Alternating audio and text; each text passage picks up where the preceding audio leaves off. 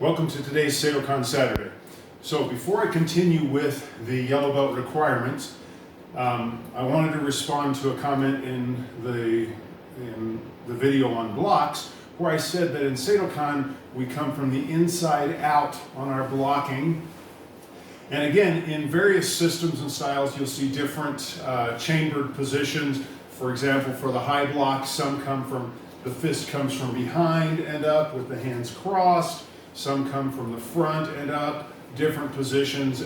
The way I teach it, I put on the video with the blocks. Same with the low blocks, some start here. I find crossing the hands in this fashion for very long, other than for an upward movement, allows your opponent to push in and lock your hands up. And you'll see that, again, in a lot of grappling systems, judo, sumo, if they can get the hands pressed and covered in. If I can cover both hands with one and block, your ability to hit me, then I'm free to hit you pretty easily because I've got both your hands pinned against yourself.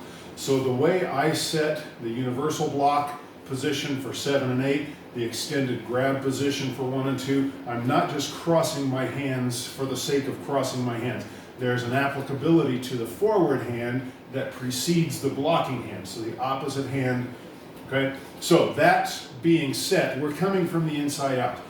When I worked with, a little while with Peterson Sensei of the Musokai at his dojo in Salt Lake City, one of the things he emphasized was how often our kata start from an inner position and then move up and separate, okay? Which you'll see in a lot of them. Anaku, we start from here, come out. Pinyans, we start together and come out. Naihanchi, we're together, cross and come out. So we're always starting fairly centered and moving outward. So that's standard Okinawan karate concept. So the outside inward block, where my body is completely open and I'm pulling and throwing in. Again, the applicability is of the forward hand grabbing from this position. So in answer to Danny Peterson Sensei, that's where that philosophy and idea of inside out comes from. It was Donnie Hayhurst in the conversation we had that pointed out on the blocking that this is really not a part of the Seidokan, quote, blocking system.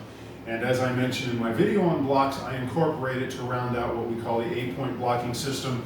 It is used in Kempo, in Shotokan, in other Shorin systems, even though it's not typical of an Okinawan blocking format because it opens to the outside and then covers to the inside.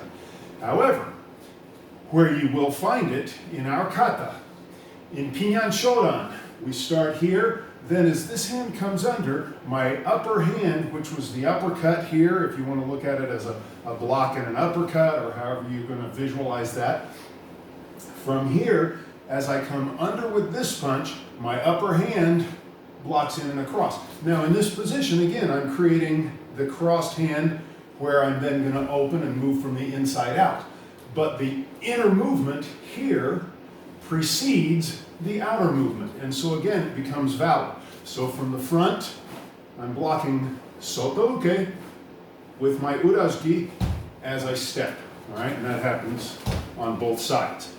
The other prominent place where we'll see a version of the outside in, what we call the ude soto uke, or the outside inward block, is in goju shiho, where after we've stepped in both directions, block, punch, punch, kick, punch, block, kick, punch, now we do a sweep with this leg.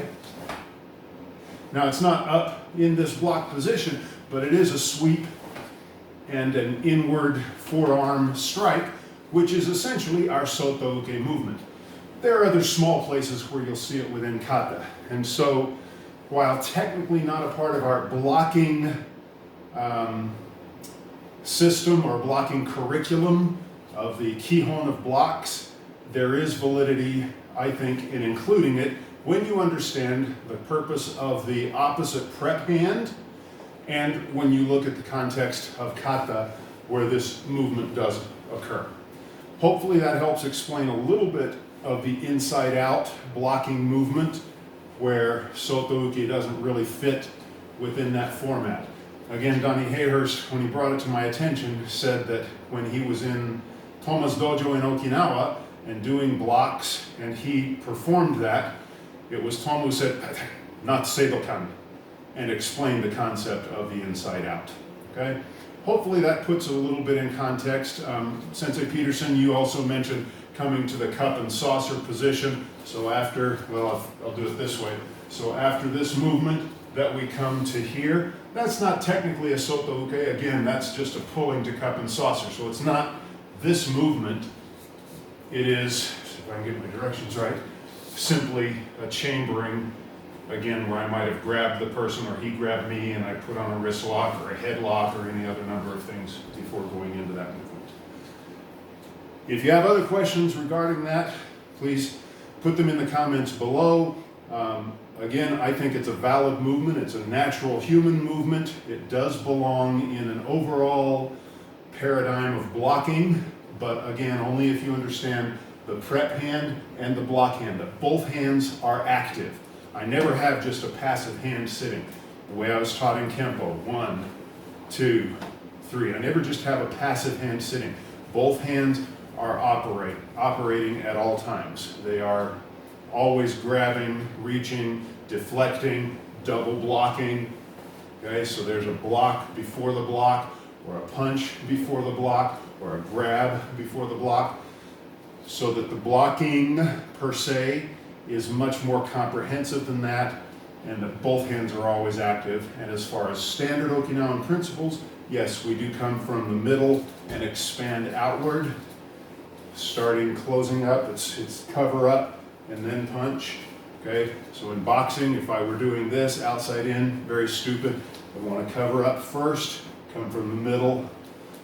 Wing Chun also very much about controlling center line, all sorts of consistent concept in that regard. So that puts the soto uke sort of as the bastard child of the system, but understanding it completely gives you some good utility. And as I pointed it out, there are places in kata where that basic fundamental movement does exist. Thank you for the question. If you have other questions, please ask. Next week, we're going to begin with, again, resume with the yellow belt, yakusoku, kumite, and kumite as a concept. And I will explain those next week in next Seidokan Saturday. Again, thank you for joining. I hope that helped. Until next week, keep practicing.